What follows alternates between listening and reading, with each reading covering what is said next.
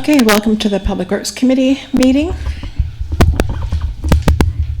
Is there any changes to the agenda? Can I have a motion to approve the agenda? It's the addition. Motion to approve the agenda with the admission of the pinks about the correspondence regarding the Village Square project. So moved. Moved by Councillor Little, seconded by Councillor McKinnon. All in favor? Thank you. Okay, we have a couple of presentations tonight. Who would like to go first? And we have Chief Dunlop, and we also have Shannon Carmen.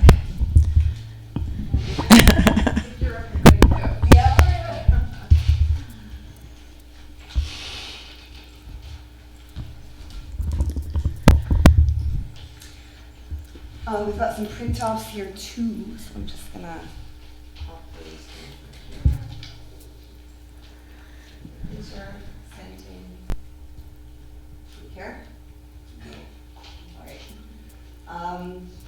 Good evening, everybody. My name is Shannon Carmen, 427 Happy Valley Road. I have been involved now with this Village Square project for 7 years. We have some people here tonight who are also here at the beginning. I'm going to be talking about the implementation plan for this space tonight, but I wanted to give the folks who weren't as familiar with it just a very brief overview, given that this is a long meeting. So I just wanted to point out this image here. If you sort of recognize it, this is the space in front of the Metchosin school building. That we are going to be looking at as our location. We have an event there on July 1st, an incredible hay fort courtesy of Chris Vandewater, and we had seating and different spaces that we want to have be made permanent in this space as a village square. So this picture from this very spot, from 2016 till today. The project began as a number of young parents getting together. Oh, sorry, Tina. Can you grab a microphone? Microphone here. This one? Yes. I can. Better? Oh, because it won't be captured by them. Gotcha. Okay. All good. This began in 2016 with a number of young parents coming together, expressing an interest in creating a space to just sort of gather somewhere in the village core where kids could run around. It was a different kind of space than what we have in Metchosin already. You go to a beach and there's another family on the beach. If you walk right up to them and sit down, it's a little bit weird. What we were envisioning was a space where people were intended to gather. So we did a consultation with the community, a small one at first, which happened here, and that led into a wider consultation done through the Healthy Communities Committee in 2017 and 2018, where we got a grant from the government to consult with the entire community about creating a public space. That would be not just for kids at that point. We expanded the vision to really encompass with the word village square is something that you would get in Europe or in other parts of the world where all ages come together and spend time. So it's a place to sit, it's a place to chat, it's a place for kids to play, for different activities to be going on. So during the course of that consultation, we were able to hear from the people of Metchosin what they wanted to see. 2/3 of the people, residents that returned the survey, were in favor of a new space being created. And from that report, we devised what people wanted. And this is where this description came from. So to build an attractive, accessible, year-round public space in central Metchosin, where residents can easily gather, play, and meet new people of all ages. And in terms of what they wanted to see, it is a kind of a park, but it's not quite the word, but a boundaried space so young kids could run around without sort of running into traffic. It needed to be accessible because not only for people with physical impairments, but for seniors who have trouble getting around, anyone with a walker, we wanted it to be really accessible. not only with the pathways, but with the seating, with tables, planters of flowers and greenery, some sort of central focal point, a covered area, obviously, to stop the wind and the rain. Maybe even a little place that could double for small performances, and small, rustic, low-risk play structures. So we're not talking about a prefab plastic play space. We're talking about a very rustic Metchosin feel to it. Future possibilities, tire swings, what I really want, adult exercise station, possibly even barbecue hookup, art installations. There's a lot of possibilities when you have a space like this, especially as a space that's being offered. So at the end of this consultation, we did have some designs drawn up. They were blue sky conceptual kinds of things, but we were lacking a location, and we really needed a place that was going to be central. We looked at a bunch of spots all around the municipal area, but it was only when the municipality purchased the old school grounds that we realized that was the place it should be. That's missing some stuff. Missing the original design. It's missing the original design drawing. I'm just going to go forward and see if it comes back. Oh, that's a shame. When we looked at the school grounds and tried to see where a gathering space would work, Shelley Donaldson and I found ourselves looking at that beautiful square of grass underneath the oak trees and wondering if that might not be a very good spot for it. We have a beautiful rendering that a local designer put together, which is very nice. You're just going to have to take my word for it. After speaking with the stakeholders, however, at the Metchosin School, including Instinct and Mile Zero, they indicated that space, as nice as it is under those trees, is too close to where the training takes place. And at that meeting where we were speaking to them, Chris Vanderwater piped up and said, well, what about the space in front of MACA? In front of the Arts Center, so on the other side, which is all pavement. And someone, I think, made a reference to the Joni Mitchell song at that point, saying we could unpave paradise. So at that point, some light bulbs started to go on. And we have, from that point, that was about a year ago, been speaking to the stakeholders and to MACA. And about a month ago, they gave their consent for us to move forward with that space in front. We've spoken to Tony at the store. He has given it his blessing. We've heard from a number of other local businesses. They all feel it is a really great notion. And so these are some other renderings when we were looking at the other space. We also had the lich gate in the plan at that point. But drawing attention to the boundaried areas here, those long concrete planters, things that can create boundaries between the roadway and the inside of the park. So, beautiful renderings by Joanne right behind me. This is a vision of a conceptual image of what the space could look like now. So we've got covered space, we've got some rustic seating, an homage to the sheep of Metchosin. The object off to the left is a wind spinner. Having a lot of village squares have fountains, not really a thing for Metchosin, but we do have a lot of wind, so to create movement, and Taylor, one of the first designers, suggested a wind spinner would be a good option. Some chickens. These are all ideas to sort of get the juices flowing for people. Actually, this is another viewpoint here. So Joanne, I don't know if you want to speak to any of the rain garden pieces just briefly.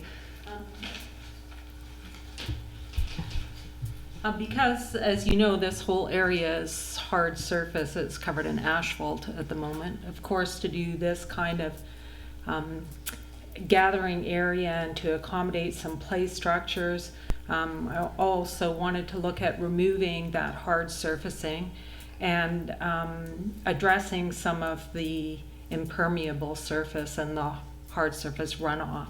And so using something like a rain garden for the perimeter edges of it will not only beautify the space, but also will address some of the hard surface runoff, both from the roofs of the buildings there and the asphalted surfaces bordering it. Joanne, before you continue, can you introduce, I know who you are, but Yeah, can you introduce sure, yourself sure. and give us a brief Sure. history of your expertise? Okay.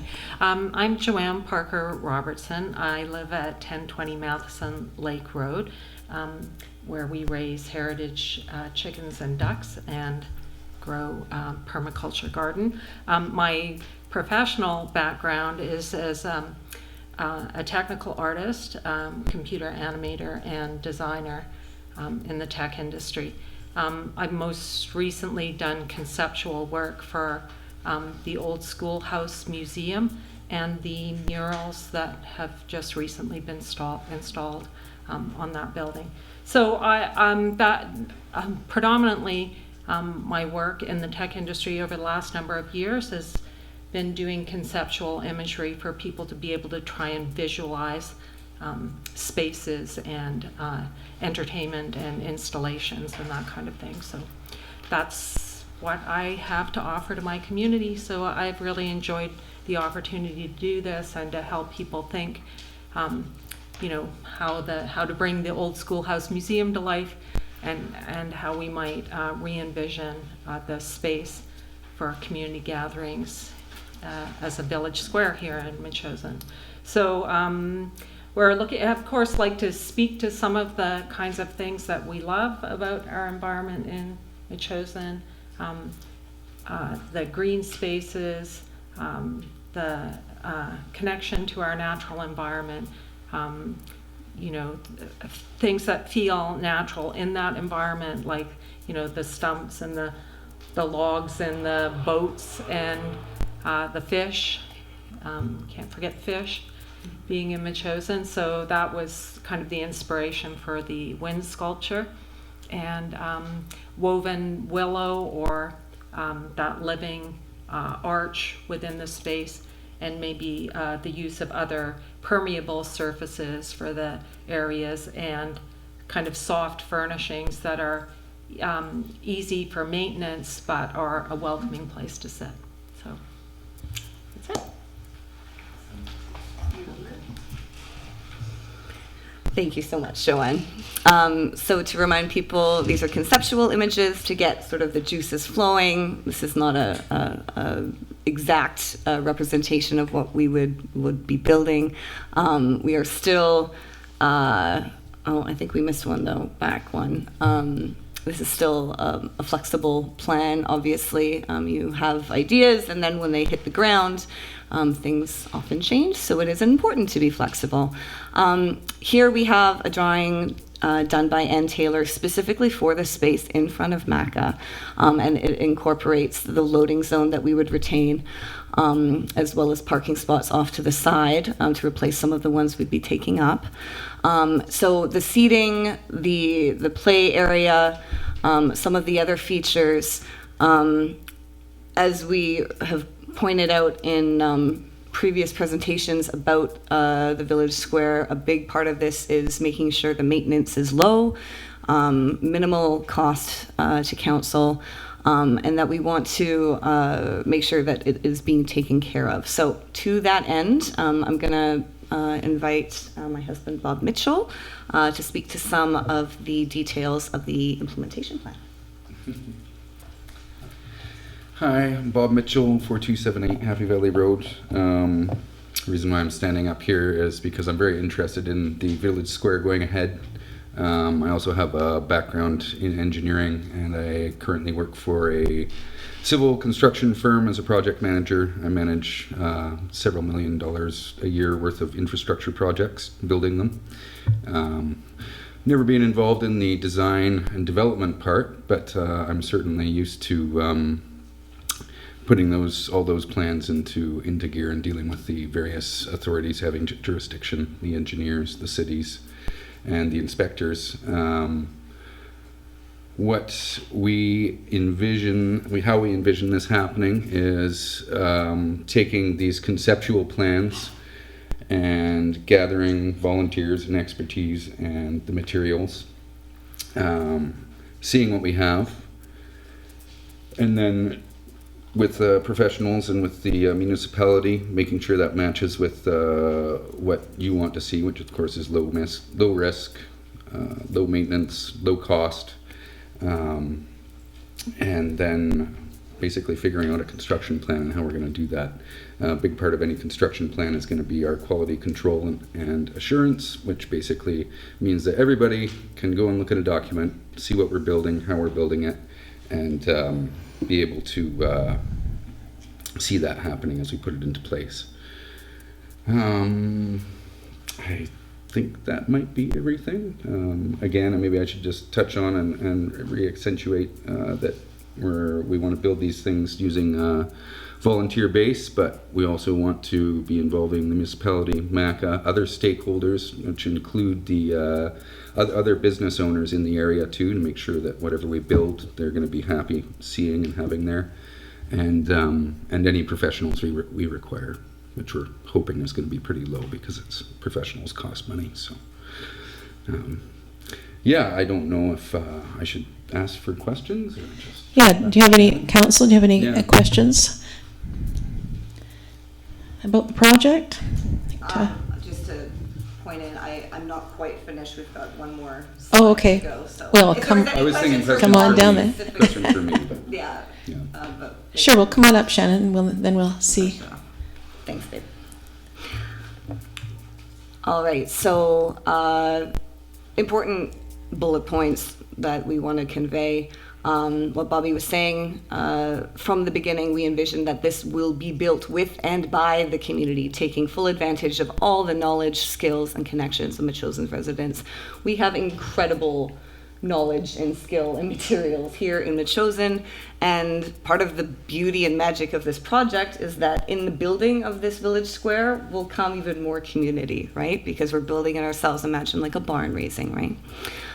It will be a space for people of all ages and mobilities to enjoy.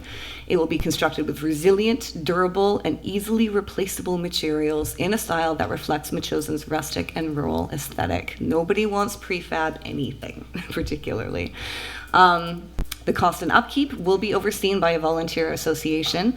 And I'm going to note here that in our report, we have requested that as this will be a municipal asset, that the district be able to receive money that we fundraise for the maintenance and construction of this project, so that we don't have to create another sort of nonprofit organization. It seems like Metchosin has enough of those, and if we can keep this as sort of clean and clear as possible, we feel like that would be the most intuitive way to have the money be received and then given out to whoever is building it, right? And it will be built as fundraising materials allow, with minimal cost to the district. This is not going to be born overnight. We don't want it to happen immediately. We want it to be a slower, more organic process. We feel that matches Metchosin more than, getting a bunch of money and plopping something in. And as Bobby mentioned, we don't know exactly what materials people might step forward to give us. So there is that flexibility there. Joanne mentioned before, it's sort of like when you decide to have a baby and you're like, great, I'm going to have a baby. You don't know what that baby is going to look like necessarily, but it will be a baby.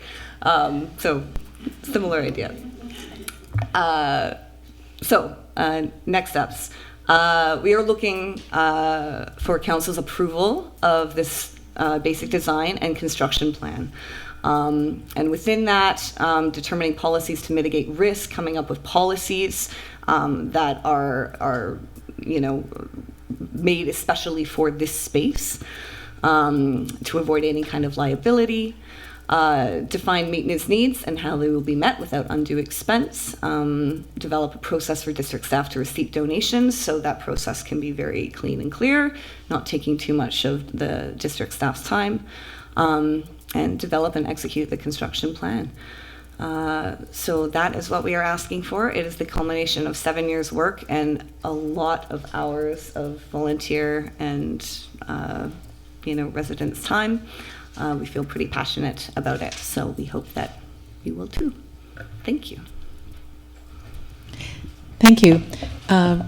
Any questions from council or from anyone here that would like to ask a few? Okay, Councillor Little. Yeah, thank you very much for that, all of you, all three of you. I just wanted to ask a question of Joanne. So it wasn't immediately clear, and it's probably in there, but I missed it. So the surfaces, are they to go on top of it, or do you plan on jackhammering up all of the asphalt?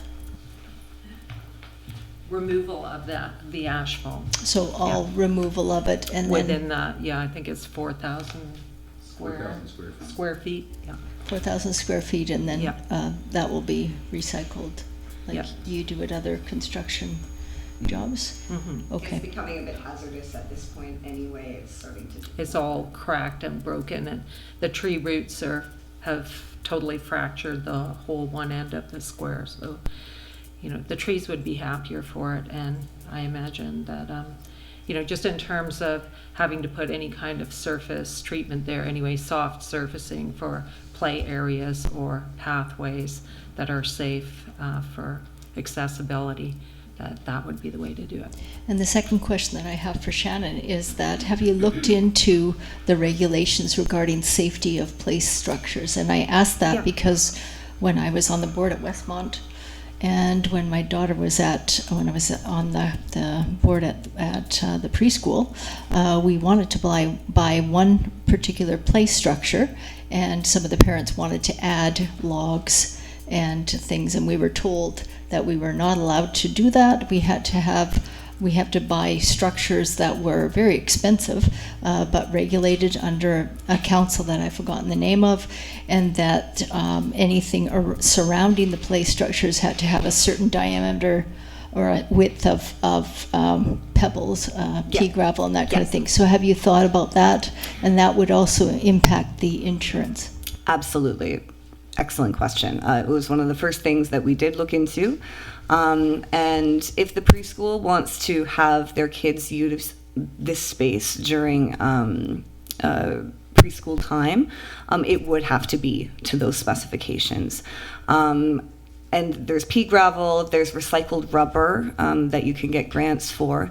However, if it's, as far as we know, and we're still waiting to hear back from the municipal liability provider, the Municipal Insurance Association, it seems, as far as we can tell, that as long as it is not a playground central thing, that it is not like this is a playground for kids to jump up high and come down, as long as they are low risk and sort of low to the ground, then it's under a different designation.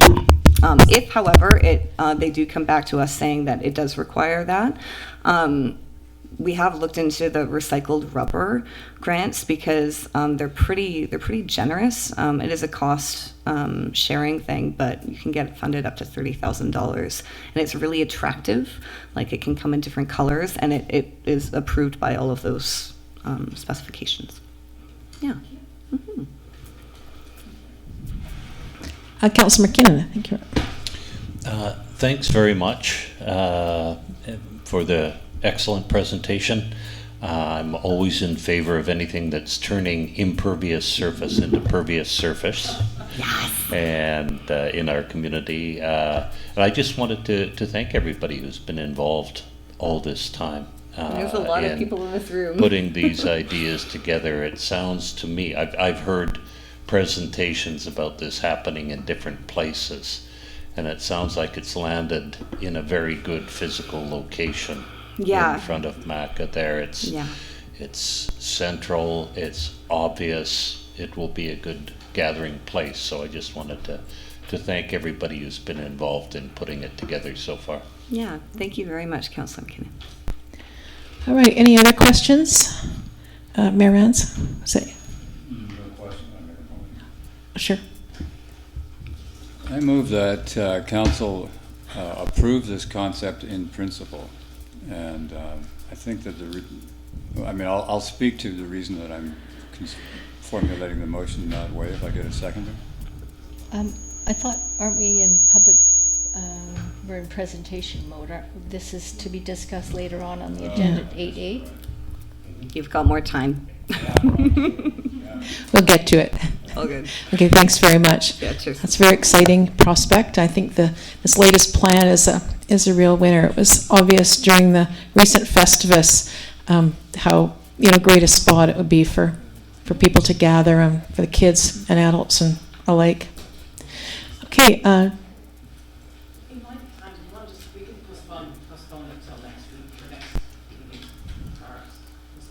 It's up to you. Council, what's your wish on this? Should we postpone the fire chief's presentation or carry on? It would be to the August 22nd meeting. Maybe we should have it now because August is when we're going to probably be dealing with extreme heat. I'll make it really quick. Talk in shorthand.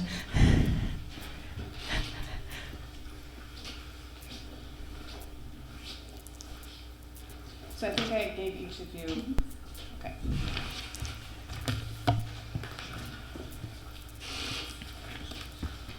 There are a few extras I wasn't exactly planning on. Thank you. Oh, this is fancy. Let's see if I can manage this one. Okay, great. Good evening. Thank you for allowing me this time to speak on behalf of the Metchosin Emergency Program, and we're talking about preparing Metchosin for extreme heat events. And I know it's really hard to wrap our head around that at this point in time. Trust me, I know. But we're going to try.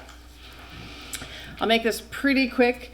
There is information that we'll post on our website and hopefully on the district website if possible. It's more of an education for you and for the public on how we're going to plan here in Metchosin for extreme heat. The point of this slide is really just to understand that 700 lives were lost in 2021 because of the extreme temperatures. And it's not planning to get quite as hot this year, but there is a risk, and we just want to be prepared for that. I am going to go ahead and go through some of these really quick. What we would recommend is everybody starts preparing now.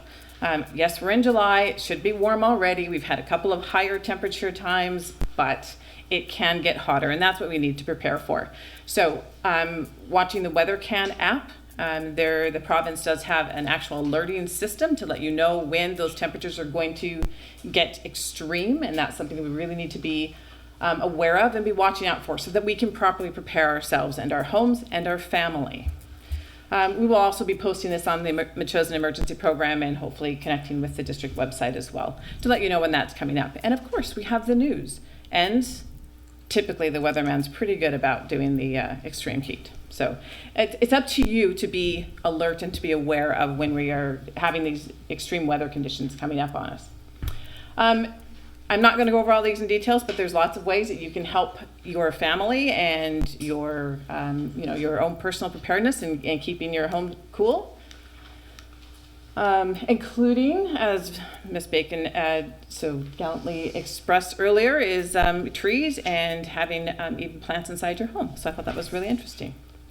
What I really wanted to touch on, though, is making sure that everyone's aware of how to recognize the actual physical conditions of heat exhaustion and heat stress. Heat stroke. Because heat stroke is very, very serious.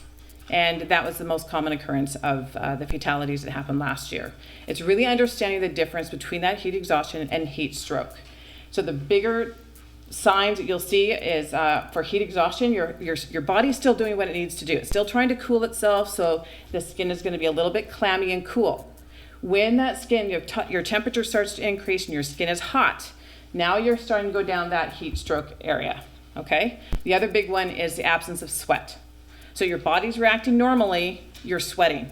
When your body stops sweating, that's a very, very serious condition and you need to call 911 immediately. Okay? So if you're seeing any of these signs or symptoms, try and get that person to cool down, all right? We don't want to put them into an ice bath, but we do want to get them cooling down. So that would be a nice cool cloth around their neck, take them in the shade, inside, into an air-conditioned location. All right? Again, we'll get through all this. There are two temperatures that we really want to make sure that people are aware of. There's your body temperature and then there's the room temperature. okay? Most of us average around 36.5 to 37 degrees.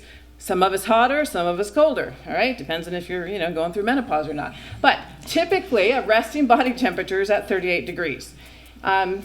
Anything over, between 36 and 37. 38, you're getting a little bit warmer, and it starts to affect your body. Anything over 39 degrees is an immediate situation that you need to get cooled down, okay? So we need to start being aware of what our body temperature is. So when you think of maybe a neighbor or a family member that's at home, alone, they may not have air conditioning in their house, may not be able to keep their body cool. They're not thinking about what their body temperature is.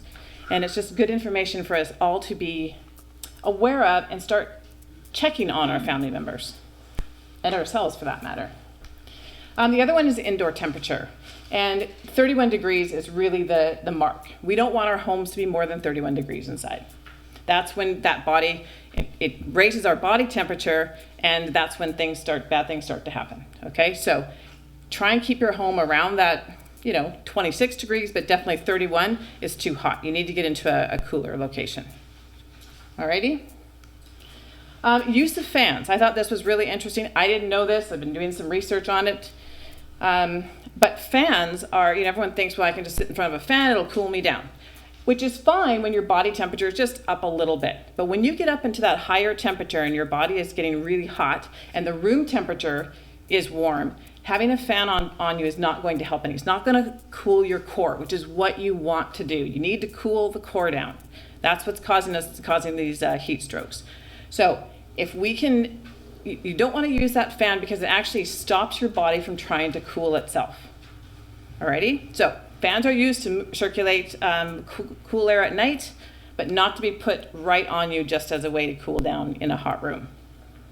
Alrighty? So we want to discourage people from using fans. And I do actually have a really good PDF information flyer on that if anyone's interested. And we'll get that posted on the website as well.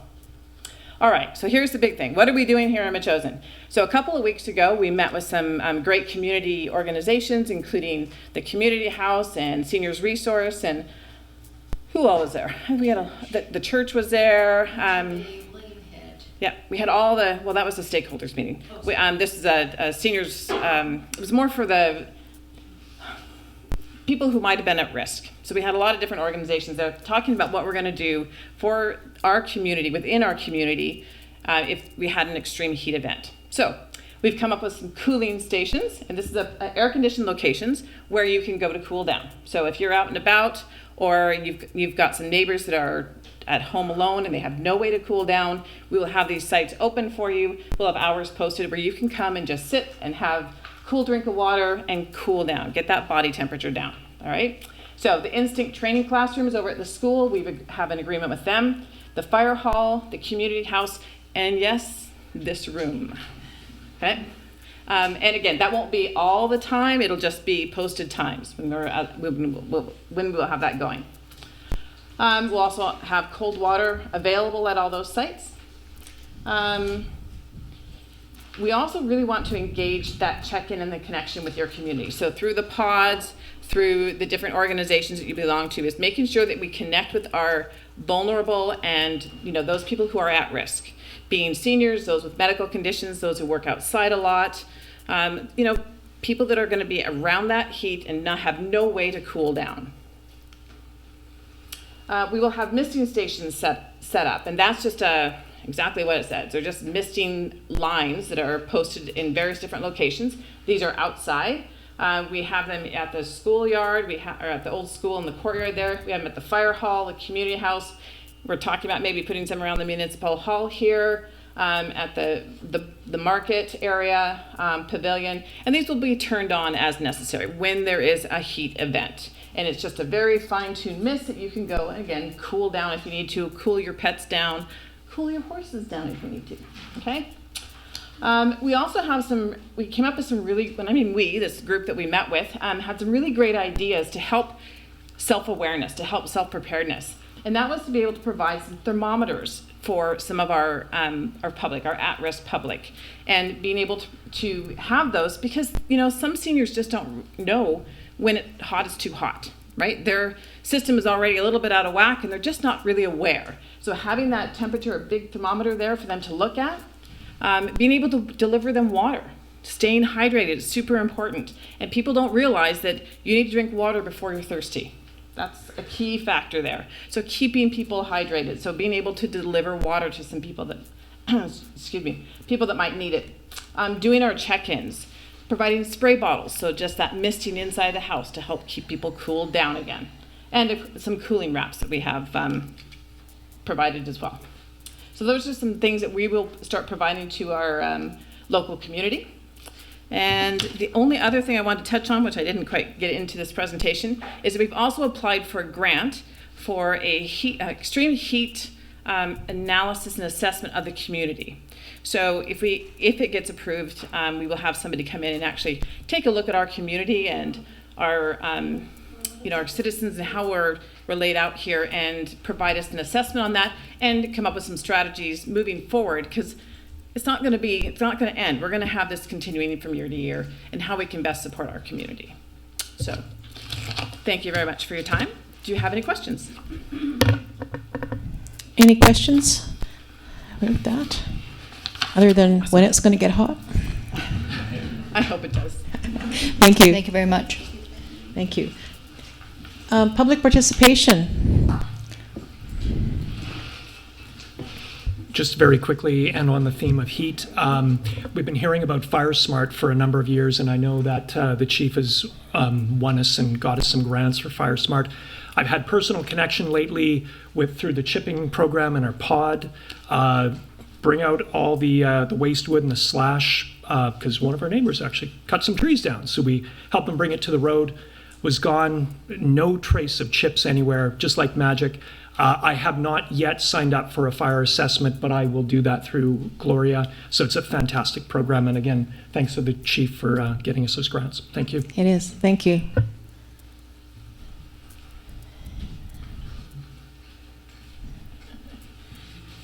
My name is Beth Cairns. I live at 4709 Kavir Road, and I just want to provide my support for the Village Square project. I'm the mom of two very active, very social boys, who my youngest, who is 7, has been part of the project since he was a tiny baby.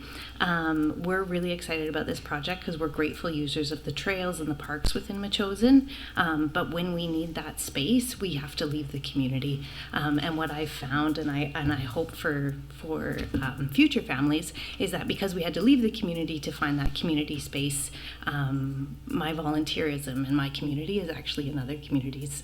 So I'm really excited to have a space where families of all ages can come together, and for children to be able to socialize at that multi-level place. So thank you so much for considering it, and also great work to the team that's been behind it for so many years. Thank you. Thank you.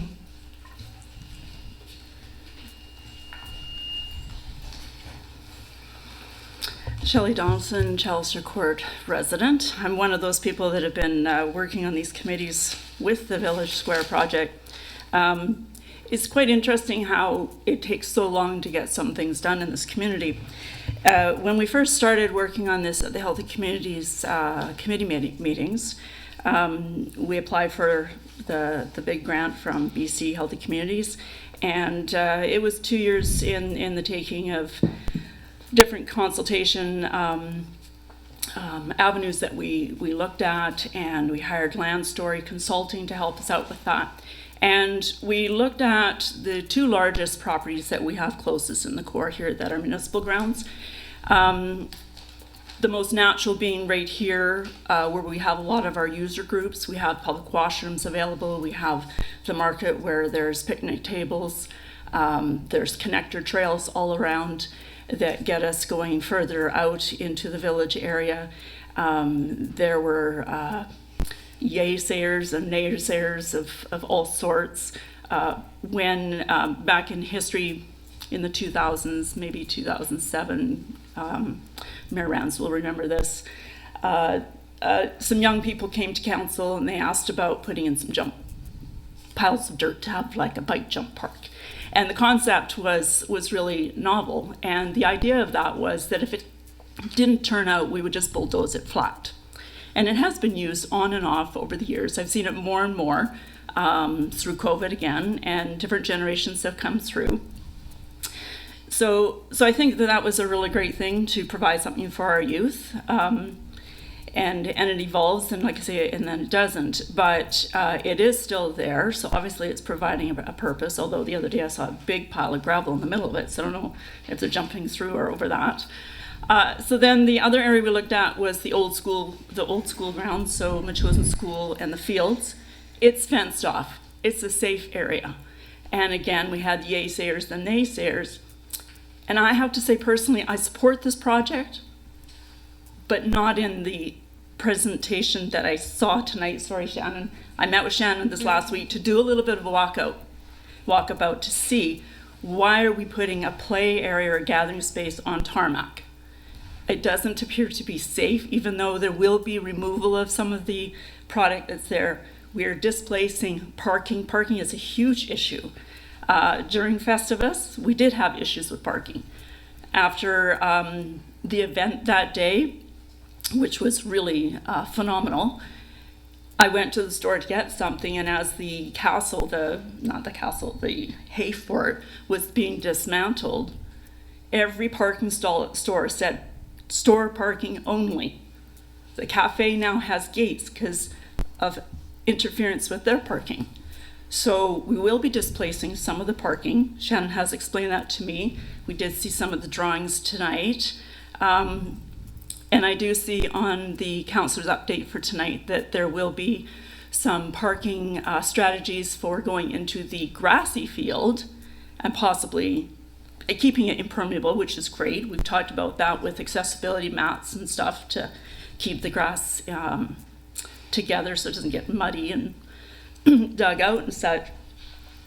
I hope that it doesn't mean a pile of gravel on a beautiful play field that's already secure with a nice fence. The area that Shannon had referred to was the Gary oak trees. It was also pushed aside. That was probably the third place that we looked at because the tenants didn't want it there. So I hope that whatever council does decide to do, they think about all the work that's gone into this, all the pros, all the cons, and the congestion that we're continually getting in this core. We've now got flashing lights to tell people to go slower. We're having problems with parking. That to keep our residents, not just our youth, but all ages, because this will attract all ages, safe. So I hope that you keep the safety and the parking as a forefront for a serious consideration for everybody to have an enjoyable experience here. Thank you for your time. Thank you. There is going to be a staff report on the parking, but we do have, during Festivus, I noticed I parked in the field. Not too many people did, at least when I was there. Part of it, I think, was they just didn't realize that there was parking there, which may have created some of the problems. I think it was a great spot to park. It was handy, and we also have space across the road. It's a fact of life that we're going to need more parking, and we may have to put gravel on some of the grass, which will be impermeable and also, able to be remediated if necessary. That will create enough parking to really alleviate all the issues that seem to be arising right now. Do we have anybody else for public participation?